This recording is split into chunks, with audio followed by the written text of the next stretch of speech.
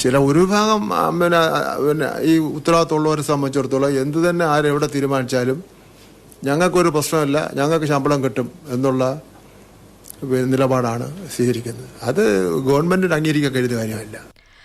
Thevalakkara boys higher secondary സ്കൂളിലെ 8ാം ക്ലാസ്സുകാരൻ മിഥുന്റെ മരണത്തിൽ സ്കൂളിന് ഗുരുതര വീഴ്ച സംഭവിച്ചുവെന്നാണ് വിദ്യാഭ്യാസ വകുപ്പ് നടത്തിയ അന്വേഷണത്തിൽ കണ്ടെത്തിയത്. സുരക്ഷാ പ്രോട്ടോകോളുകൾ ലംഘിച്ചുവെന്ന് പൊതുവിദ്യാഭ്യാസ ഡയറക്ടർ കൈമാറിയ അന്തിമ റിപ്പോർട്ടിൽ പറയുന്നു.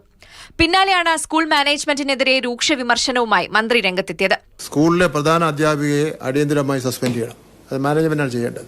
മാനേജ്മെന്റ് ചെയ്തില്ലെങ്കിൽ ഗവൺമെന്റ് ചെയ്യും. ഈ നടപടികളൊന്നും ഒരു കുഞ്ഞിന്റെ ജീവനക്കാർ വരുന്നൊന്നുമല്ല.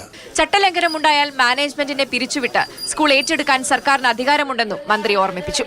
മിഥുന്റെ കുടുംബത്തിന് മാനേജ്മെന്റ് ധനസഹായം നൽകണമെന്നും മന്ത്രി നിർദ്ദേശിച്ചു. സ്വന്തം വീടില്ല, ഒരു സെന്റോ അങ്ങനെ ഒരു സ്ഥലം മാത്രമേ ഉള്ളൂ.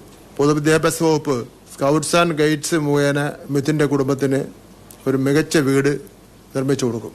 നിരുത്തരവാദിത്തപരമായ സമീപനമാണ് അപകടത്തിന് കാരണമെന്ന് സ്കൂൾ സന്ദർശിച്ച മനുഷ്യാവകാശ ചെയർമാൻ പറഞ്ഞു. KSEBിക്കും വിദ്യാഭ്യാസ വകുപ്പിനും പഞ്ചായത്തിനും വീഴ്ച പറ്റിയതായി KV മനോജ് കുമാർ മാതൃഭൂമി ന്യൂസിനോട്. ഈ പറയുന്ന ഒരു ഷെഡ് നമ്മുടെ വൈദ്യുത ലൈനിന്റെ വളരെ അടുത്തായിട്ട് നിർമ്മിച്ചിരിക്കുന്നു എന്നുള്ളത് ഒരു വീഴ്ചയായിട്ട് തന്നെ കാണുകയാണ്.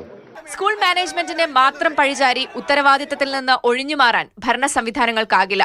പ്രതീക്ഷയോടെ സ്കൂളിലെത്തിയ 13-കാരനെ തോൽപ്പിച്ചത് സംവിധാനം ഒന്നാകെയാണ്. News desk, Mathrubhumi news.